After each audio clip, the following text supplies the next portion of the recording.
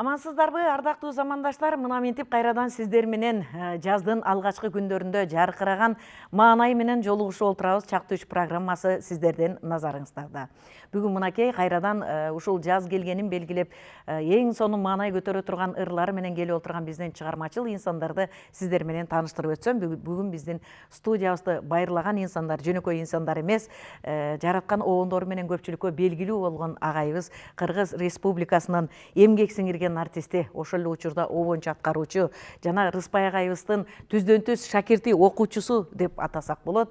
Ош мамлекеттик университетинин ага окутуучусу, биздин сүйүктүү агайыбыз Абдыкерим Ахмедов бүгүн бизде конокто.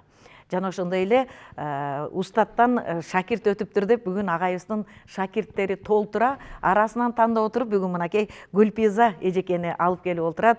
Эжекебиз Кара Суу районундагы Садык Маматов атындагы 46-чы орто мектепте музыка мугалими болуп эмгектенип келет. Аккордеондо, комузда өзүнүн коңур добушу менен эң сонун чыгармаларды бүгүн тартуулап берет деген жакшы ниеттебиз.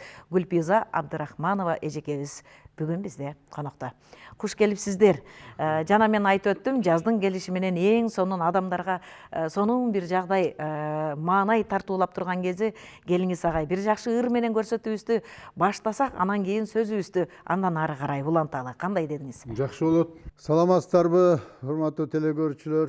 Анда мына баягы жаркырап жаз да келди. Бардыңыздарды ошо жаз майрамы менен куттуктап, ырдын пири Рыспай деп, Рыспайдын окуучусу деп айтып кеттиң. Бүгүнкү кечебизди дагы ушу Рыспайдын агайымдын ыры менен баштабасак болбойт.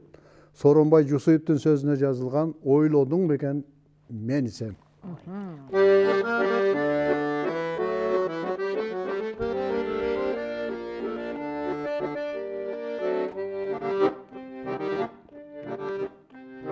Сабылып көнүм суз болуп,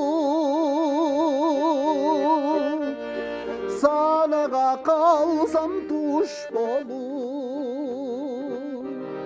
заматта сага жетсем дейм да, закымдап учкан куш болуп.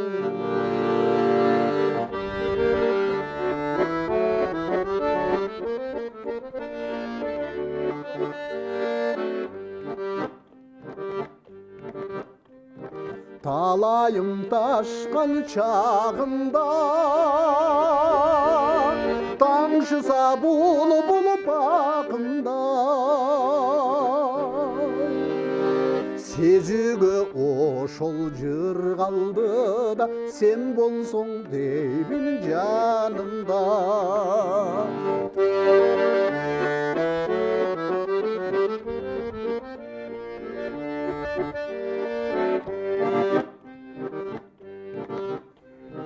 Sırtından mintip eritsem, sır bilgim gelip ebitem. Ot bolup kүйüp ben жүрсөm, ay oyladың beken meni sen. Ot bolup kүйüp ben жүрсөm, ay oyladың bekeni beni sen. Бар болуңуз агай. Сизди обончу катары да тааныштырдым. Бирок өзүңүздүн ырыңыздан эмес, агайдын ырларынан баштап калдыңыз да, Рыспай агайдын ырынан баштап калдыңыз да. Эми мен бул агайдын колунда чоңойдум десем жаңылышпайм да. Эми кандай бир иш-чара болобу, концерт болобу, ушу Рыспай агайымдын ырынан баштабасам ушу мага капа болгондой болуп көрүнө берет да. Ошон үчүн ырдын пири Рыспай деп ушу кандай кече болсо ушу биринчи Рыспай агайымдын ырын ырдап туруп, анан кийин башка ырларды. Мен бул адатым. Төлгө катары кабыл алып калсыздар. Көкүрөгүңүзгө түйүп алыптырсыз. Устат атаңдан улуу деп экенинен айтылбаган да агай. Караңызчы, устатка кандай болгон урмат сый мына ушундай болот. Бар болуңуз, жакшы сөз албетте. Анан мынакей шакиртиңиз олтурат, жакшынакай болуп өзүңүз айткандай, устат атаңдан улук деп бүгүн мынакей сиздин сөзүңүздү жерге калтырбай сонун болуп барып ырдап келеличи деп келип отурат. Гүлпиз эжеке, сизди азыр мен мектепте музыка мугалими деп тааныштырып өттүм, албетте. Бирок чыгармачылыкта ырасын айтуу керек, көп жылдардан бери келесиз. Анан бирок мектеп менен гана чыгармачылыгыңызды чектеп койдуңуз да. Чоң рахмат, бар болуңуздар. Биз ошо эл менен көпөрө кылып, сиздер биздин чыгармачылыкны элге байытып жеткирип турасыздар. Бүгүнкү сиздерге келгеним да ушул болду. Агайымдын жанында отуруп ырдоо, агай менен бир жерде ушундай ырларын кошо ырдаган мен үчүн да чоң бакыт. Мен агайдын өзүнүн ырларын, оондорун ырдабасам дагы агай үйрөткөн ырларды ырдап берейин деп келип отурам бүгүн. Анан эмнеге сахнага чыкпай калганыңыз жөнүндө? Сахнага 20-30 жылдан бери сахнада жүрдүм. Андан кийин кыз балага таш түшкөн жерде оор деген жер бар болуп калат го. Ошого байланыштуу өзү айылымда Үй бүлө биринчи орунга чыгып калат. Ошондой болуп, анан ошол мектепте эле ошол анда да музыканы тандап алдым. Балдар менен бирге иштейм. Бирок кээ бир жанагындай кечелерде чогуу ырдайм. Өкүнбөйсүз дегендей. Анча мынча тууган уруктардын жакшылыктарында, той жарыларда чогуу жүрөбүз. Жакшы, келиңиз анда. Сиз жакшы ырларыңыздан, өзүңүз айткандай, агай үйрөткөн ырлардан,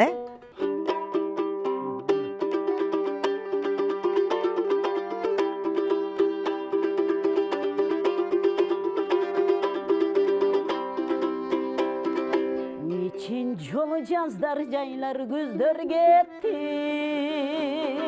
Kırkırlardan apakay karlar gitti. Bir kesdegi bey kapar kat kırıktar, Hey kurbular, gördüңөр mü bizdin jaştık kayda gitti. Aytkılaçı bizdin jaştık kayda gitti.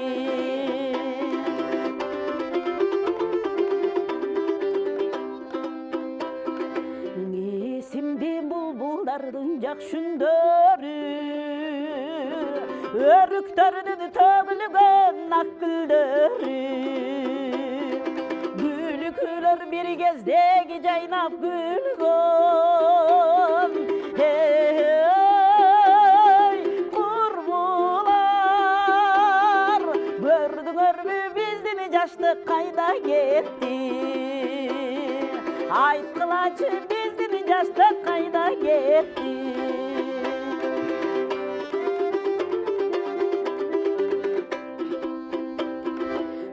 Ay ошол судай тунук кат кырыктар, Аз-аздан алыстаган жаңырыктар,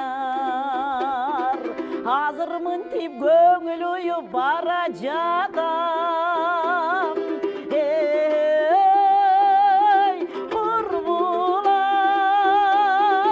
башталган жаңы гана сагынычтар, Башталган жаңы гана сагынычтар. Көрдүңөр мü кайда кетти.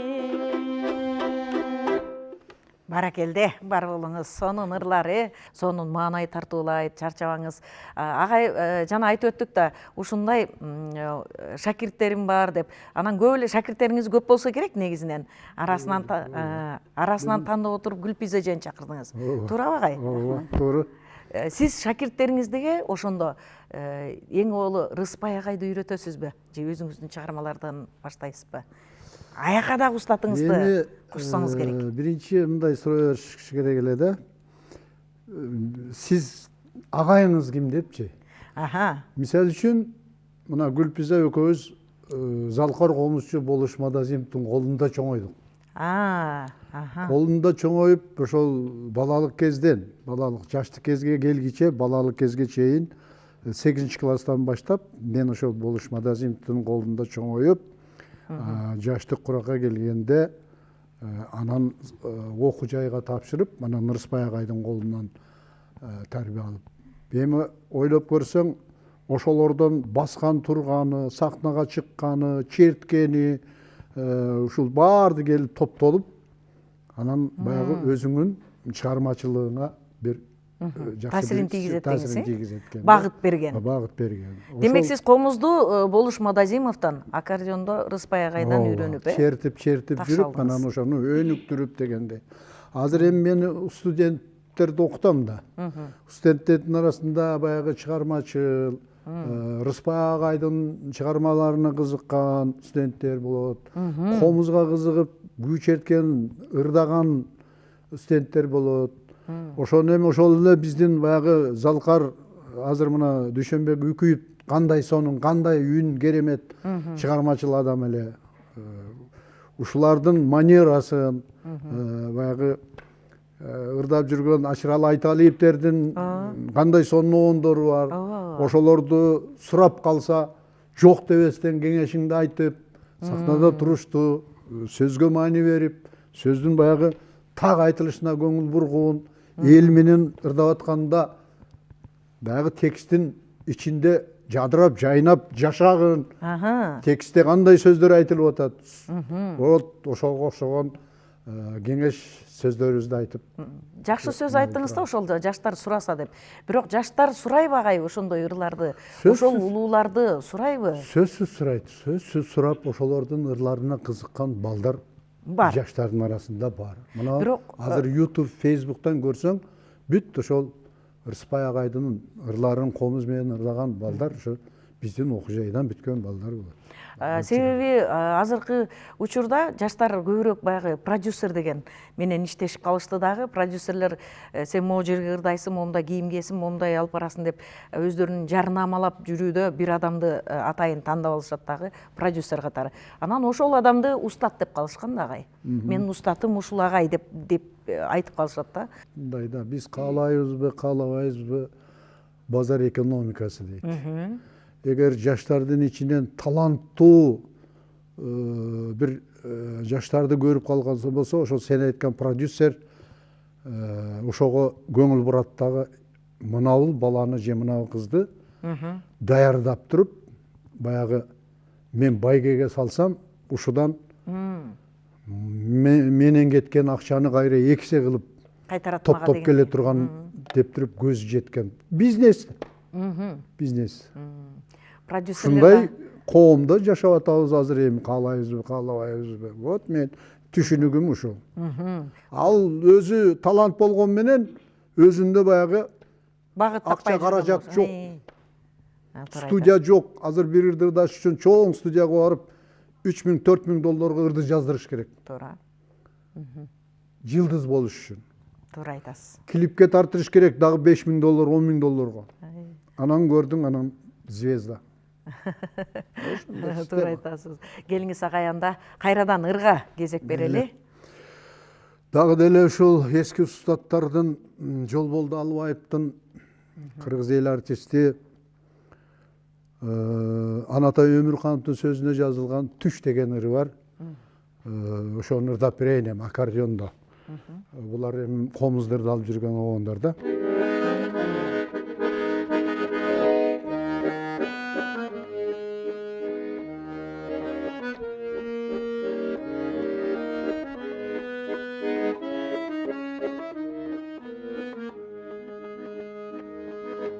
Экөөбүз келатыппыз бирге басып, элжиреп мурункудай кучакташып, куштардын сайраганы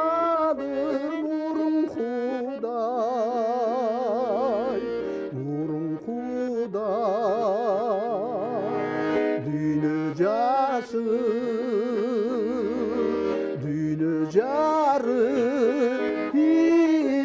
asmadaçı.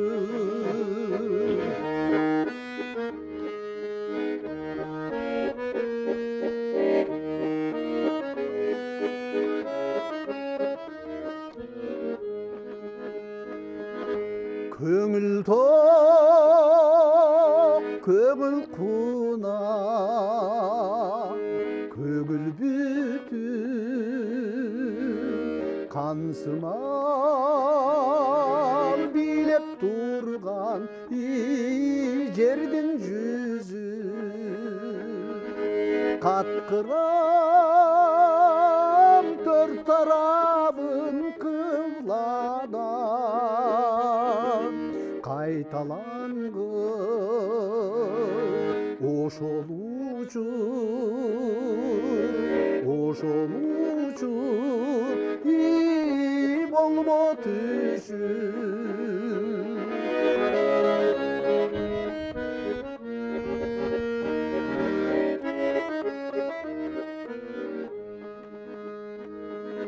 Деймін да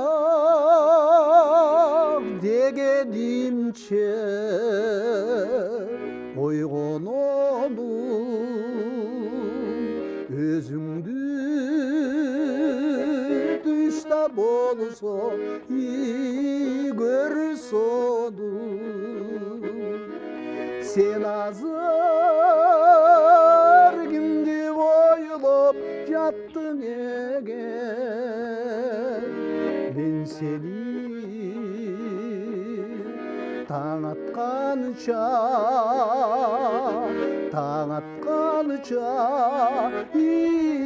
ойланамын сен азыр кимди ойлоп жүрдүң экен мен сени өмүр бою түбөлүккө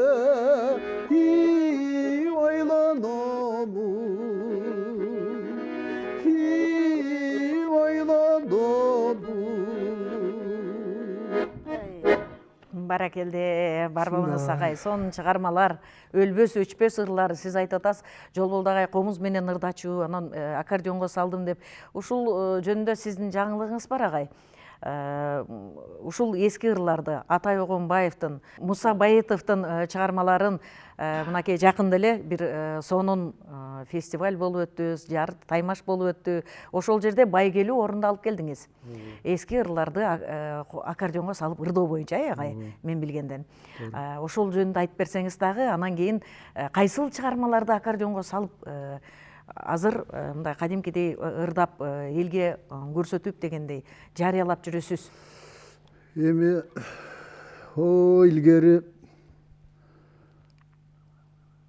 атам раматылык комуздун үнүн комуздырдаган ырларды уга берчү эле да. Көрсө жашың бир топко баргандан кийин каалайсыңбы, каалабайсыңбы, жеңил жагын өтүп калат экенсиң да ошо. Аккордеон орду кылып дейсиз. Аккордеондо келишет, ого иштеп чыгыш керек да. Ошол жакында Маданият, маалымат жана спорт министрлиги тарабынан ошол Атай Огонбаев, Муса Байытов, Калмурат дагы ким деген ушул Залкар оончу аткаруучу композитор аталарыбыздын ырларына конкурс болуп, ошону мен Атай Огонбаевдин Ой булбул деген ырын иштеп барып, ушу байгелүү орунга ээ болдум да. Эми чындыгын айтканда бул элдик чыгармалар өзү оңой көрүнгөнү менен мынабул аккордеон аспабына салганда бир аз кыйыныраак болот. Себеби башка улуттарга окшогон кыргыздын колорити, кыргыз жыттанган оондор орусча айтмакты смешанный размер деп коет, аралашкан, буйталаган размерлер кетет. Аны ар бир чеги жок деңиз, ооба. Көп баягы мекиндикти, баягы мындай өзүмчүл каалаган ырларда кыргыздын пейилине жараша. Эгемендүү деңиз. Аббали. Анан ошол Атай Огонбаевдин Ой булбулун ошол иштеп барып, байгелүү орунга ээ болдум. Ал жерде көп ушул бүт республикабыздын бүт тармагынан келип, Булуңбурчтан келип, талант көп экен.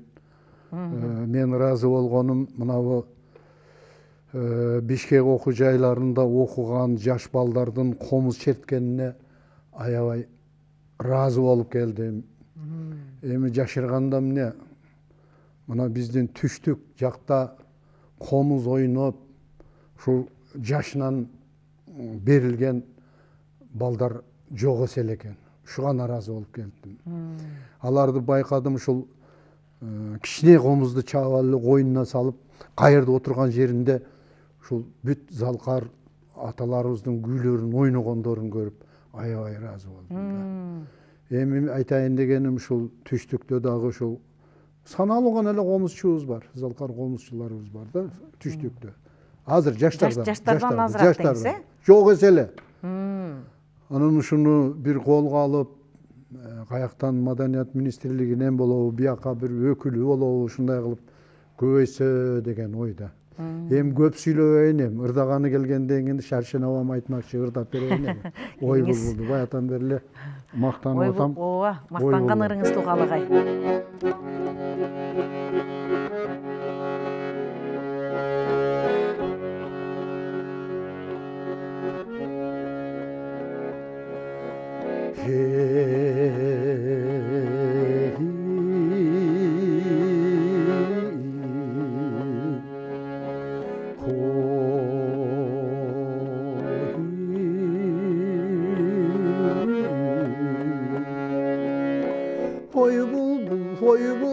Oy bulbul gerilip basıp da türlönüp oy.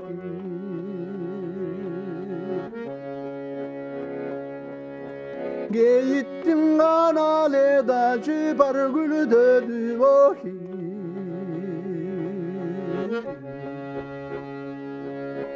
Geyişkega menine saldın sen bulbul grammofonun dönüp oy.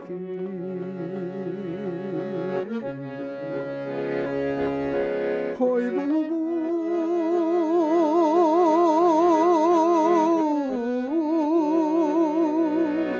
hey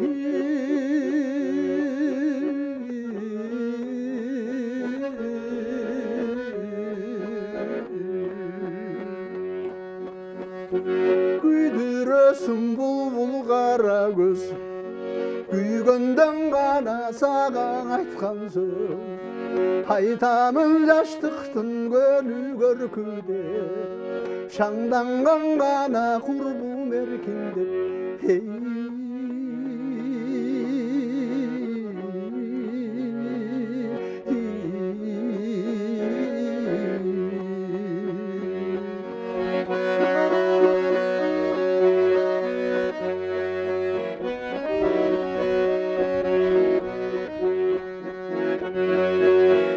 Alıp kana basıp türlödü Munkantın kana cipar büldödü Munumdu kana menim boşodu Higoyçu burala argenün dönü vay Ay ay oy ay hey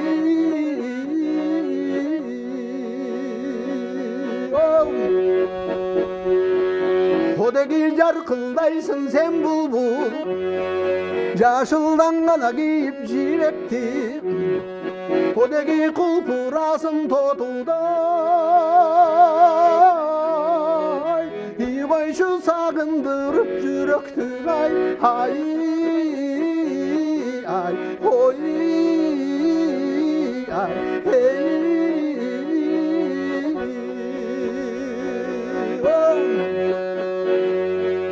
Gelişip kana müçön jaralgan Giysem bir kana giyim jaraşkan Odegi sagınganda görse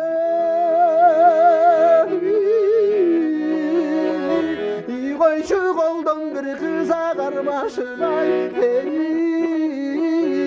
ay oy ay hey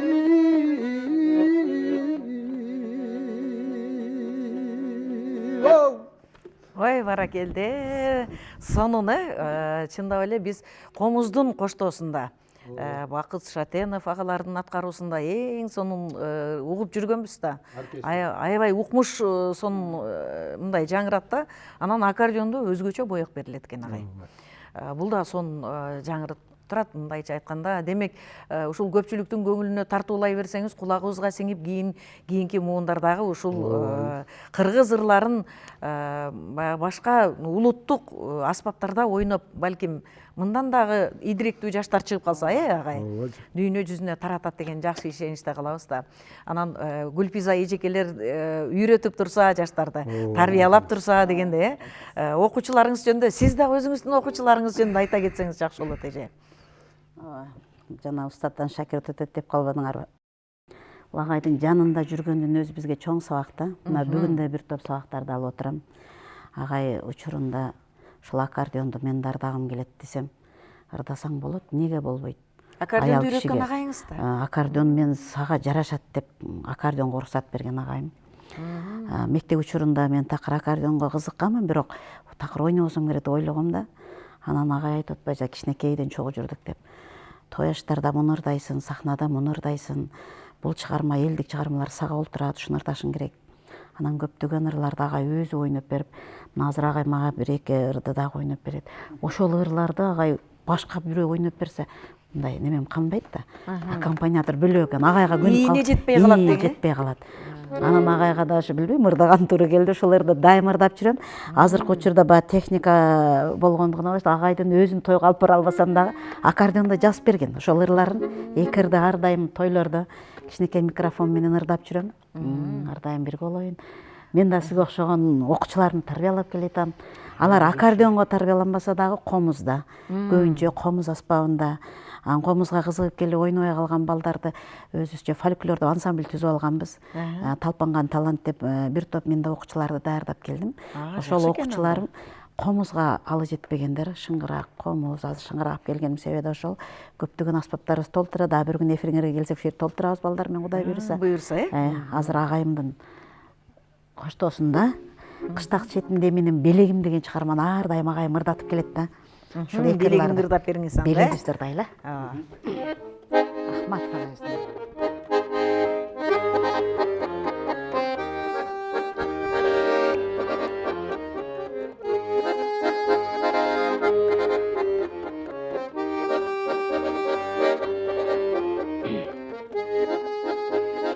Жолуксам чыкпай эсимден, жол карап көзүм тешилген. Айтсаңчы ыйык эмне бар, ак сүйүү деген сезимден. Айтсаңчы ыйык эмне бар, ак сүйүү деген сезимден. Айтсаңчы ыйык эмне бар, ак сүйүү деген сезимден.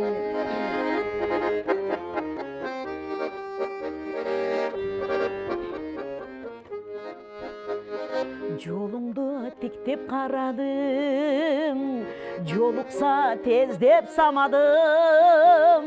Көрбөсөм сени сагынып, көз жаштын билчи тамарым.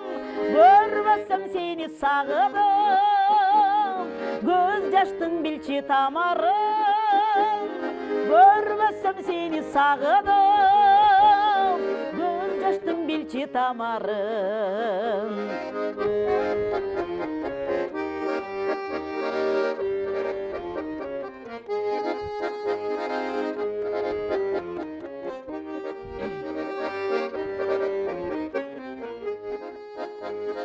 Байкап бир өмүр ченемин, байлыгым сүйүү тереңин.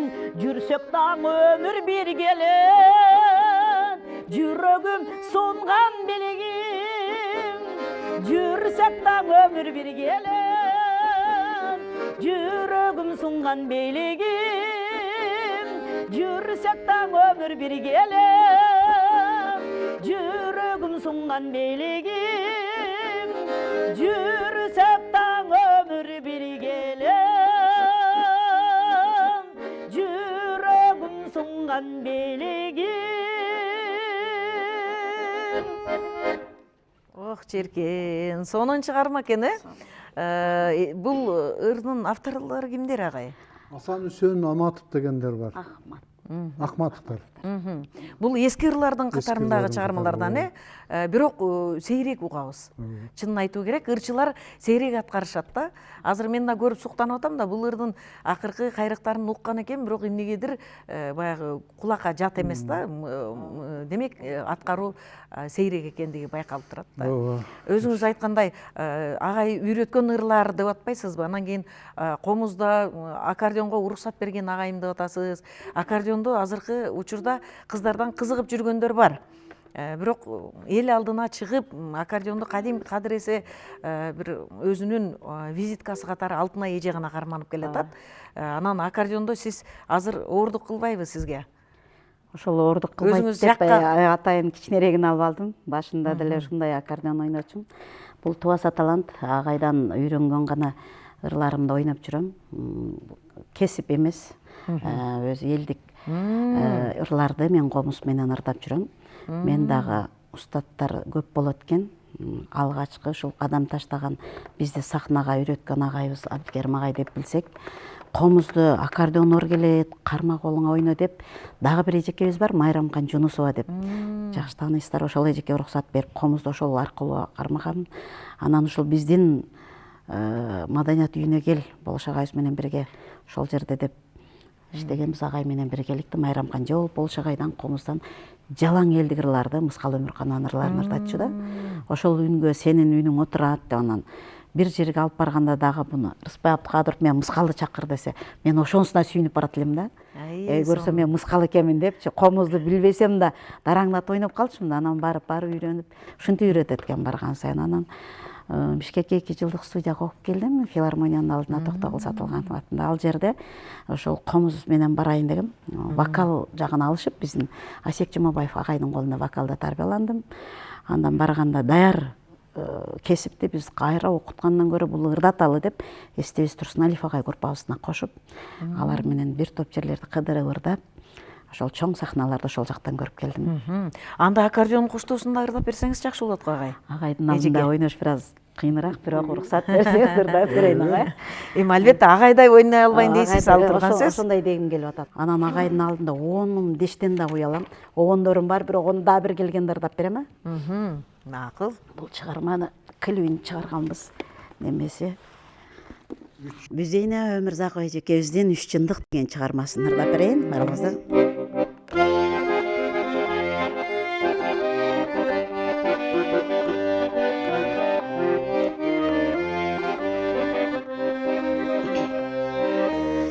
Галамды тегиз билсе да, алтында үйгө кирсе да, асмандан жылдыз аралап, ай нурун кармап минсе да,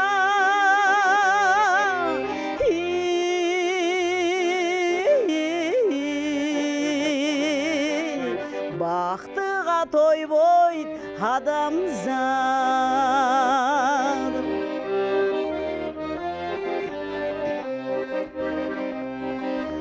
Кылымды кыйла сүрсө да, кызыкты далай көрсө да, кырчындай жаштан айрылып, кыймылсыз жанга көнсө да,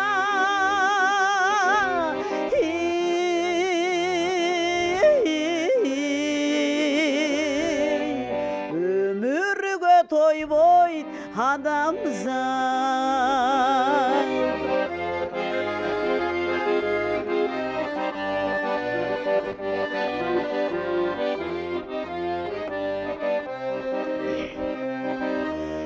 Жанымда өлүм турса да,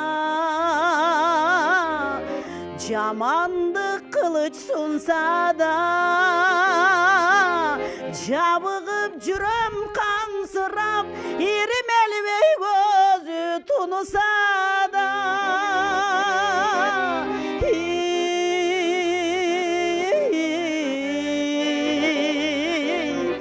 үмүткө тойбойт адамзат.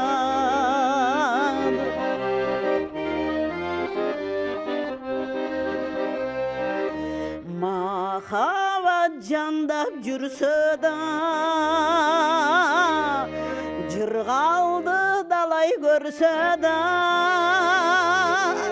чагылган менен жандашып от болуп күйүп жанса да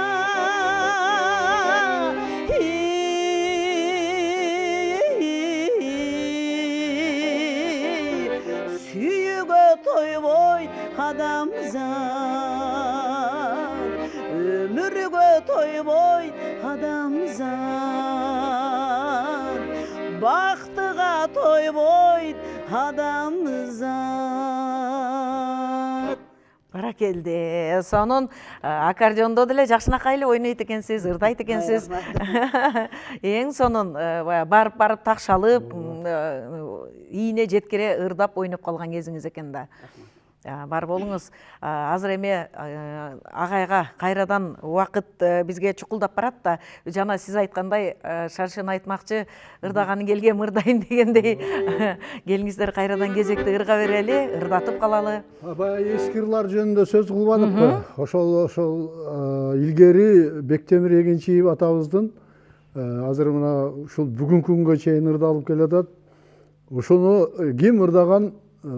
Ушу кыргыз Токтогул Сатылганов атындагы филармонияга жумушка алышкан да.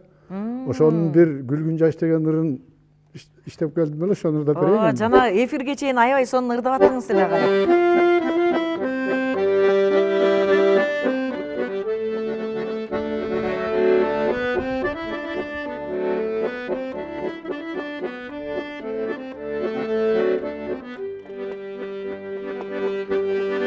Таңдағы ғана шолпоны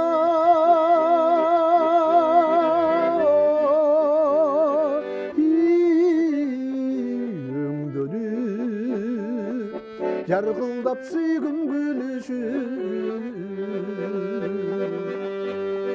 жыргатқан бозой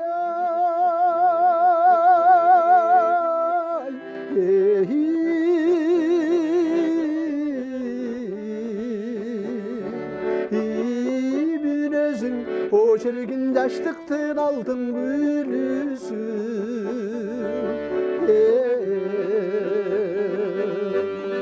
Akılın tuduk bulaktay Harkar göz güygön çıraktay Hemgeke birgen ay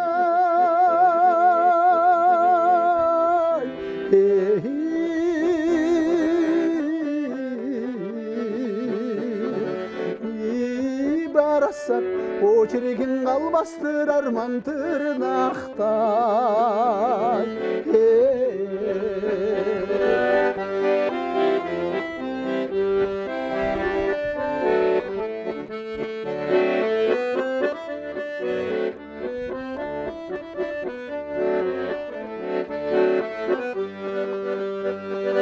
Men bulbul gana tangdana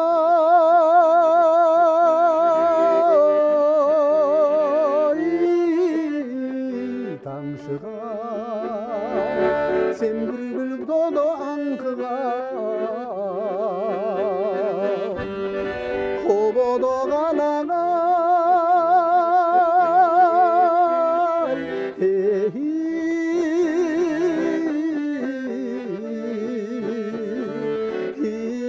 Sen şolpon koyşu ayday bir cüzün balkıgan Ömürdün alыс saparın Haydasak demini kayığın Yaşlıktın altına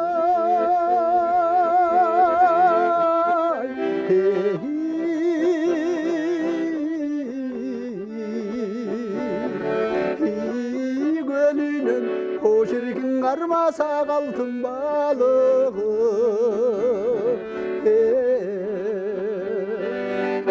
Karağat gözlü alma baş Kalam kasımdı kaltar şaş Kırgıyday büçön ay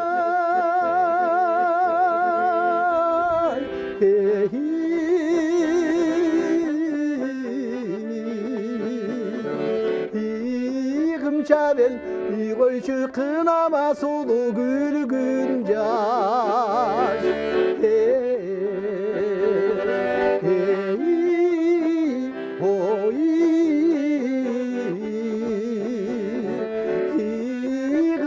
бел ий койчу кынаба сулуу күлгүн жаш. Баракелде. Сонун бирок баары бир комуз менен ырдагандага караганда өзгөрөт экен мелодиялары мындай. Айырмачылык байкалат экен агай? Байкалат. Айттым го, бая башында айттым го, буларды иштеш бир аз татаалыраак. Аккордеонго өзүңчө жазып чыктыңыз да? Жазып чыгасың да. Ал ушул бул аккордеонго андан башка дагы кыргыздын чыгармалары кайсыл мындай музыкалык аспаптарга туура келчүдөй? Сиздин оюңузча мындай чет өлкөлүк музыкалык аспаптарга туура келеби агай? Башка улуттун аспаптарына дегендей. Мынау Өзбек, Азербайжан баягы алардын инструменти баягы рубаб деп коет го. Ошодо Рыспай агайдын ырларын ойноп атышат. Атышпайбы? Эми дүйнөдө бир эле тил, музыка тили. Музыка тилмештин кереги жок деп айтылат. Ар бир эле инструментти ойносоң болот. Ал үчүн ошол ойногон адамда шык болуш керек. Ойносо болот. Атайын профессионалдык деңгээлде жазып чыгып ойносо болчудай. Себеби өткөндө ушул ЛТР менен биргеликте биз бир жакшы долбоор өткөрдүк да, музыкалык аспаптарда мыкты чебер ойногон жаштардын арасында сынак уюштурдук да. Ошондо келип жаштар аккордеон менен чындап эле кыргыздын ырларын, кыргыз обончулардын ырларын аккордеонго жазып ырдадык эле, ойнодук эле деп келип ойноп атышты. Анан ошолордун бирөөсү айтты ушундай деп, биз менин максатым, негизги максатым ушул кыргыздын күүлөрүн, кыргыздын ырларын дүйнө жүзүнө таанытып, башка аспаптарда дагы жазып ойноо менин максатым дейт да. Ошондо кубандык ырасында. Демек, дүйнө жүзүндөгү аспаптарда ойносо болот дегенди. Болот. Жакшы сөз болду, келиңиздер. Мамеден Ширалиев агайыбыздын Кыштак четинде деген чыгармасын агай менен биргеликте.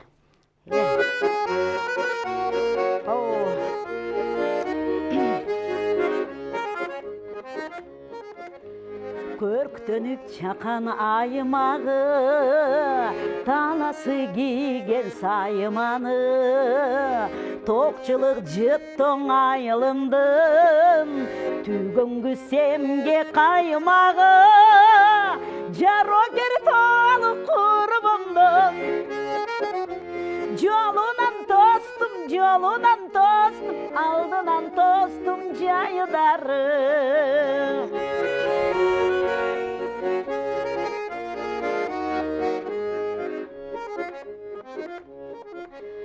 Курбуга курбу кымбатта, кубаныч кошуп сырдашса, сыр түйүн чечип олтуруп, сезбеппиз эва күн батса, жыргалы белем сезимге, жылдыздар көзүн, жигиттер көзүн ымдашса.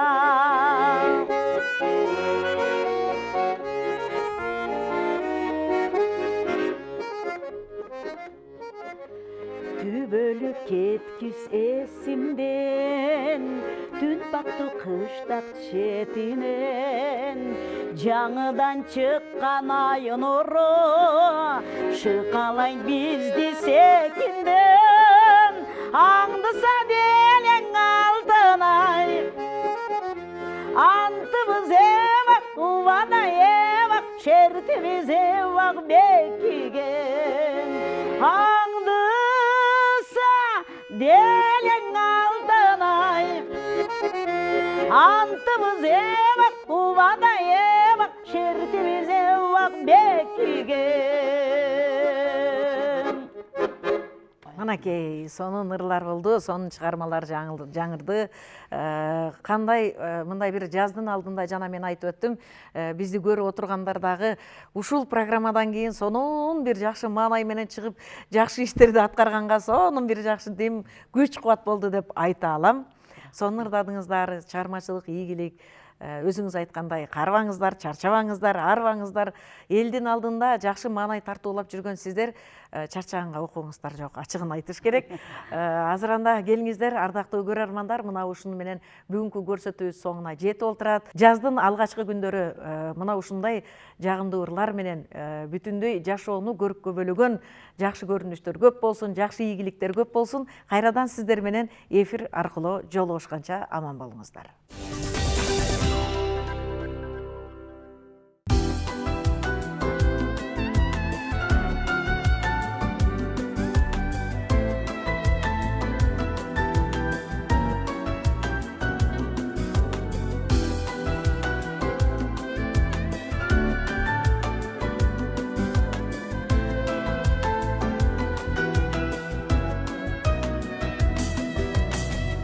Ата журтун ыйык туткан айылым, атың чыгып алыстарга таанылдым.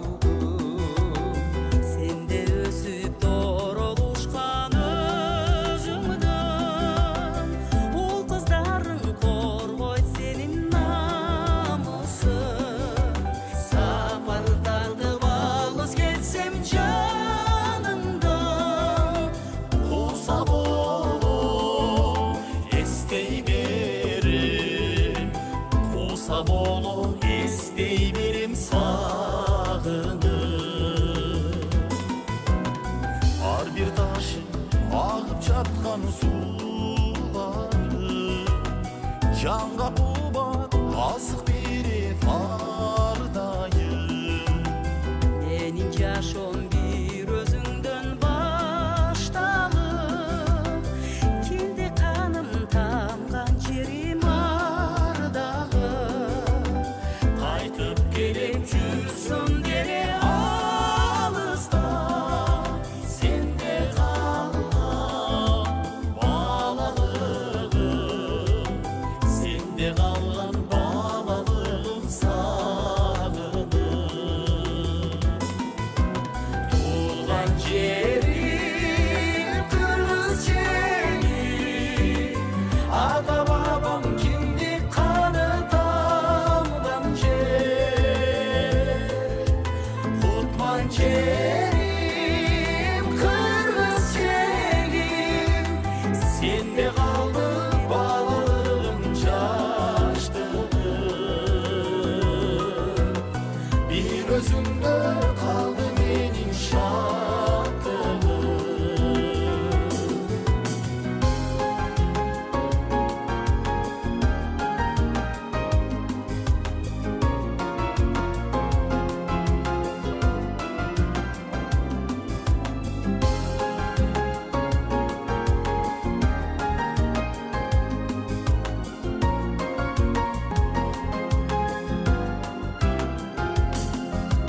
Мен улгайып сен жашанып жыл сайын, өсө бергин өрүшүңдү жайылтып.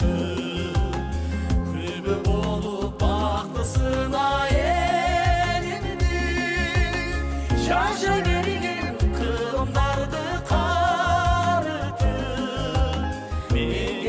Менден соң урпактар жашап өтсүн мендей сени, жашап өтсүн мендей сени сагынып. Туулган жерим кыргыз жерим, ата бабам киндик каны тамган жер. Кутман жерим кыргыз жерим, сенде калды балалыгым жаштыгым. Бир өзүңдө